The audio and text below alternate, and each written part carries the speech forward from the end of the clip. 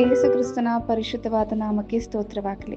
ಈ ದಿನ ನಂಬಿಗಸ್ತ ವಿಧೇಯತೆ ಎಂಬ ಸಂಗತಿಯನ್ನು ಕುರಿತು ಧ್ಯಾನಿಸೋಣ. 2 ಅರಸುಗಳು 2ನೇ ಅಧ್ಯಾಯ 6ನೇ ವಾಕ್ಯ. ಎಲೀಯನು ತಿರುಗಿ ಅವನಿಗೆ, ದಯವಿಟ್ಟು ನೀನು ಇಲ್ಲೇ ಇರು, ಯೆಹೋವನು ನನಗೆ ಯೊರ್ದಾನಿಗೆ ಹೋಗಬೇಕೆಂದು ಆಜ್ಞಾಪಿಸಿದ್ದಾನೆ ಎಂದು ಹೇಳಿದನು.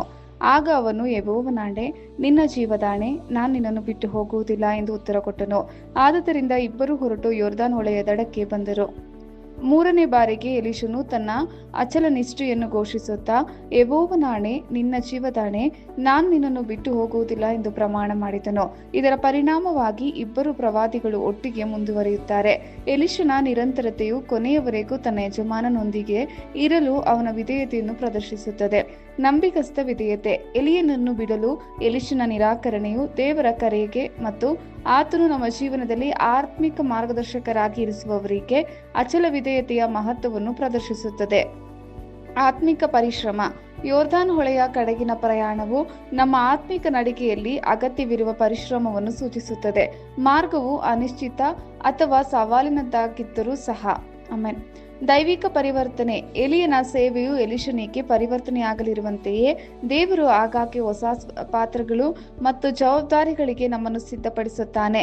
ನಾವು ನಂಬಿಕೆಯೊಂದಿಗೆ ಆತನ ಯೋಜನೆಗಳಿಗೆ ಹೆಜ್ಜೆ ಹಾಕಲು ಸಿದ್ಧರಾಗಿರಬೇಕು. ಮಾರ್ಗದರ್ಶನ ಮತ್ತು ಶಿಷ್ಯತ್ವ. ಎಲೀಯ ಮತ್ತು ಎಲೀಷನ ನಡುವಿನ ಸಂಬಂಧವು ಆತ್ಮಿಕ ಬೆಳವಣಿಗೆಯಲ್ಲಿ ಮಾರ್ಗದರ್ಶನದ ಮೌಲ್ಯವನ್ನು ಮತ್ತು ಜ್ಞಾನ ಮತ್ತು ಜವಾಬ್ದಾರಿಯನ್ನು ವರ್ಗಾಯಿಸುವುದನ್ನು ಒತ್ತಿ ಹೇಳುತ್ತದೆ. ದೇವರ ಸಾರ್ವಭೌಮತ್ವ. ಎಲೀಯನನ್ನು ಯೊರ್ದಾನಿಗೆ ಕಳುಹಿಸುವಲ್ಲಿ ಕರ್ತನ ನಿರ್ದೇಶನವು ನಮ್ಮ ಜೀವನದ ಮೇಲಿನ ಆತನ ಸಾರ್ವಭೌಮ ನಿಯಂತ್ರಣ ಮತ್ತು ಆತನ ಮಾರ್ಗದರ್ಶನಕ್ಕೆ ವಿಧೇಯತೆಯ ಮಹತ್ವವನ್ನು ನಮಗೆ ನೆನಪಿಸುತ್ತದೆ. ವಾಕ್ಯದ ವಿವರಣೆ.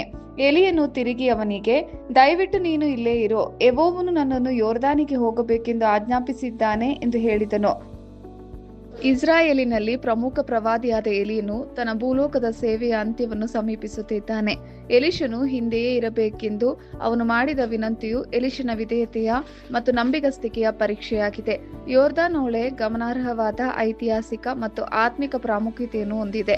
ಇಸ್ರಾಯೇಲ್ಯರು ವಾಗ್ದಾತ್ ದೇಶವನ್ನು ದಾಟಿದ ಸ್ಥಳವಾಗಿದೆ. ಯೆಹೋಶುವ 3:14-17. ಯೊರ್ದಾನ್ಗೆ ಎಲೀಯನ ಪ್ರಯಾಣವು ಅವನಿಗೆ ಮತ್ತು ಅವನ ಉತ್ತರಾಧಿಕಾರಿಯಾಗಲಿರುವ ಎಲೀಷನಿಗೆ ಒಂದು ಪರಿವರ್ತನೆಯನ್ನು ಸಂಕೇತಿಸುತ್ತದೆ.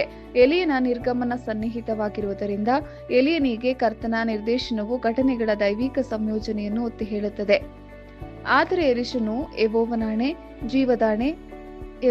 ಜೀವದಾಣೆ, ನಿನ್ನ ಜೀವದಾಣೆ, ನಾನು ನಿನ್ನನ್ನು ಬಿಡುವುದಿಲ್ಲ ಎಂದು ಉತ್ತರಿಸಿದನು. ಎಲೀಷನ ಪ್ರತಿಕ್ರಿಯೆಯು ಎಲೀಯನನ್ನು ಹಿಂಬಾಲಿಸಲು ಅಚಲವಾದ ನಿಷ್ಠೆ ಮತ್ತು ದೃಢ ನಿಶ್ಚಯವನ್ನು ಪ್ರದರ್ಶಿಸುತ್ತದೆ. ಇದು ಮಾರ್ಗದರ್ಶಕ ಮತ್ತು ಅವನ ಶಿಷ್ಯನ ನಡುವಿನ ಆಳವಾದ ಬಾಂಧವ್ಯವನ್ನು ಪ್ರತಿಬಿಂಬಿಸುತ್ತದೆ. ಕರ್ತನು ಮತ್ತು ಎಲೀಯನ ಜೀವನವನ್ನು ಆಹ್ವಾನಿಸುವ ಅವನ ಪ್ರಯಾಣವು ಅವನ ವಿಧೇಯತೆಯ ಗಂಭೀರತೆಯನ್ನು ಒತ್ತಿ ಹೇಳುತ್ತದೆ.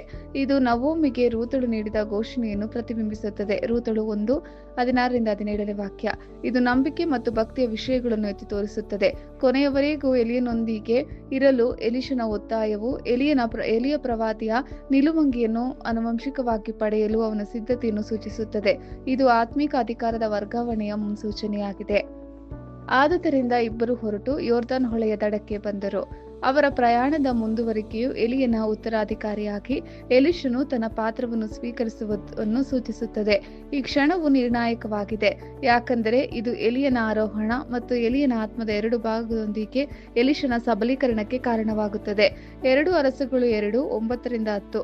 ಇಬ್ಬರು ಪ್ರವಾದಿಗಳ ಒಡನಾಟವು ಶಿಷ್ಯತ್ವದ ಸತ್ಯವೇದದ ತತ್ವವನ್ನು ಸಹ ಪ್ರತಿಬಿಂಬಿಸುತ್ತದೆ. ಅಲ್ಲಿ ನಿಕಟ ಸಂಬಂಧ ಮತ್ತು ಹಂಚಿಕೆಯ ಅನುಭವಗಳ ಮೂಲಕ ಕಲಿಕೆ ಮತ್ತು ಬೆಳವಣಿಗೆ ಸಂಭವಿಸುತ್ತದೆ. ಯೊರ್ದಾನ್ ಹೊಳೆಗೆ ಈ ಪ್ರಯಾಣವು ಎಲೀಷನಿಗೆ ಪೂರ್ವ ಸಿದ್ಧತಾ ಹಂತವಾಗಿದೆ. ಅವರು ಶೀಘ್ರದಲ್ಲೇ ತಮ್ಮ ಪ್ರವಾದಿಯ ಸೇವೆಗೆ ಕಾಲಿಡುತ್ತಾರೆ. ಇಸ್ರಾಯೇಲ್ನಲ್ಲಿ ದೇವರ ಕೆಲಸವನ್ನು ಮುಂದುವರಿಸುತ್ತಾನೆ. ದೇವರ ಸ್ಪಷ್ಟಪಡಿಸುವಿಕೆಗೆ ಸಾಕ್ಷಿಯಾಗುವುದು.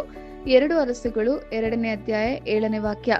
ಪ್ರವಾದಿ ಮಂಡಳಿಯವರಲ್ಲಿ 50 ಜನರು ಇವರ ಹಿಂದಿನಿಂದಲೇ ಬಂದು ಸ್ವಲ್ಪ ದೂರದಲ್ಲಿ ನಿಂತುಕೊಂಡರು. ಆಮೆನ್. ಕರ್ತನ ಕೃಪೆ ನಿಮ್ಮೆಲ್ಲರೊಂದಿಗಿರಲಿ.